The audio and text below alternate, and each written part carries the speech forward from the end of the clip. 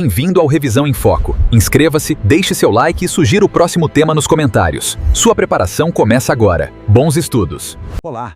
Nesta nossa conversa, a gente vai mergulhar fundo nos princípios fundamentais da Constituição de 88. Este é um daqueles temas que são, assim, essenciais para quem está na batalha por uma vaga em concursos públicos. Afinal, estamos falando dos pilares que sustentam todo o nosso Estado democrático de direito.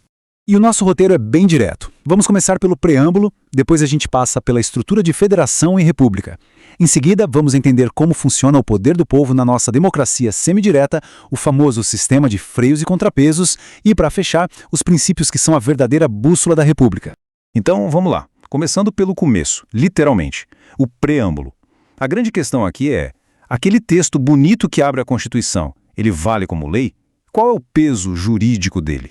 Essa é uma pergunta clássica, daquelas que despencam em prova de direito constitucional. E a resposta, felizmente, já foi dada e consolidada pelo Supremo Tribunal Federal. Não tem mais espaço para dúvida aqui. E a decisão do STF na ação direta de inconstitucionalidade 2076 foi claríssima. O preâmbulo não tem força normativa.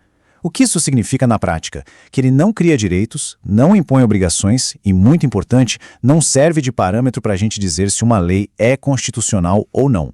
Sendo assim, a função do preâmbulo é mais simbólica, interpretativa. Ele é como um guia que mostra as intenções de quem escreveu a Constituição. E por não ser uma norma que obriga, as constituições dos estados não precisam copiá-lo. E isso leva a outro ponto. Aquela menção a Deus é totalmente facultativa. Bom, entendido o preâmbulo, vamos avançar para a espinha dorsal do Estado brasileiro, a forma de Estado e a forma de governo. A nossa forma de Estado é a federação. Isso está lá no artigo 1º da Constituição. E o que isso quer dizer? Que o poder político é descentralizado, ele é dividido entre entes que têm autonomia, a União, os Estados, o Distrito Federal e os municípios. E aqui tem um detalhe que faz toda a diferença. O federalismo brasileiro é considerado atípico, uma federação de terceiro grau. Por quê?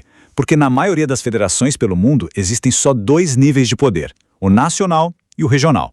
O Brasil foi além e deu autonomia também para os municípios. Isso é um ponto-chave. Agora, vamos para a forma de governo. Somos uma república. O que define a república? Basicamente, a ideia de que quem governa é escolhido pelo povo, através do voto, e fica no poder por um tempo determinado. A diferença aqui é total. Na república, o poder vem do povo. Os mandatos são temporários e os governantes precisam prestar contas. Já na monarquia, o poder é de família, passa de pai para filho, é hereditário e dura a vida toda. É bom lembrar que a forma republicana de governo é uma cláusula pétrea da nossa Constituição, ou seja, não pode ser mudada. Ok, se a gente tem uma república, como o povo de fato exerce o poder? Isso nos leva à discussão sobre o nosso regime político. E o parágrafo único do artigo 1º é o coração da nossa democracia. Ele diz tudo. O poder é do povo. E esse poder pode ser exercido de duas maneiras. Ou a gente elege representantes para fazer isso por nós, ou a gente participa diretamente. É exatamente essa mistura da democracia representativa, que é o voto nos nossos políticos, com as ferramentas de participação direta, que faz o nosso regime ser chamado de democracia semidireta, ou participativa. E quais são essas ferramentas? São três. O plebiscito, que é uma consulta antes de uma decisão ser tomada, o referendo, que é uma confirmação depois que uma lei já foi feita, e a iniciativa popular, que permite que a própria população proponha um projeto de lei. Agora, vamos olhar para dentro da máquina do poder. Como a Constituição organiza tudo para evitar que uma pessoa ou um grupo mandem em tudo? É aqui que entra a separação dos poderes. O artigo 2º é a chave. Ele diz que os poderes da União são o legislativo, o executivo e o judiciário, e eles são independentes e harmônicos entre si.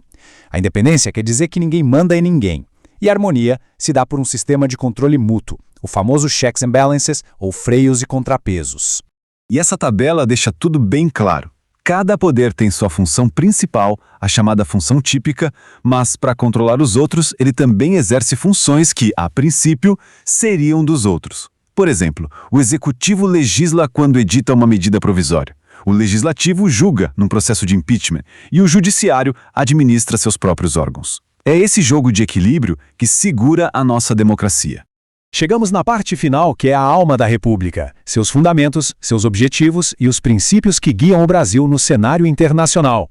Essa distinção aqui é um clássico de concurso. É preciso entender a diferença entre fundamentos e objetivos. Fundamentos são o que o Estado é, sua identidade, o agora. Objetivos são o que o Estado busca, são as metas, o futuro. Um é o ponto de partida, o outro, o ponto de chegada. E os fundamentos estão lá no artigo 1º, definindo a essência do Brasil. São 5. Soberania, cidadania, dignidade da pessoa humana, valores sociais do trabalho e da livre iniciativa e pluralismo político. Para não esquecer, na hora da prova, o pessoal usa aquele macete, né? O famoso só se diva plu. Ajuda muito a memorizar. Já os objetivos que estão no artigo 3º são como um plano de ação para o Estado. Note que eles começam com verbos no infinitivo: construir, garantir, erradicar. Isso mostra que é uma busca constante por um país melhor. E para fechar, temos os princípios do artigo 4º, que orientam a política externa do Brasil. Eles mostram como o país deve se comportar lá fora, sempre prezando pela paz, pelos direitos humanos e pelo respeito entre as nações. Resumindo tudo, esses pilares que a gente viu, federação, república, democracia semidireta e separação de poderes, não são ideias soltas. Eles se encaixam e formam um sistema, a verdadeira arquitetura do Estado brasileiro. E aqui fica uma reflexão que vai além de decorar para a prova. Como essa estrutura toda, pensada lá em 1988, se aplica e responde aos problemas que o Brasil enfrenta hoje. Pensar sobre isso é o que transforma o estudo do direito constitucional em um conhecimento de verdade. Obrigado por assistir até o final. Os links estão na tela e na descrição. Contribua com o Revisão em Foco.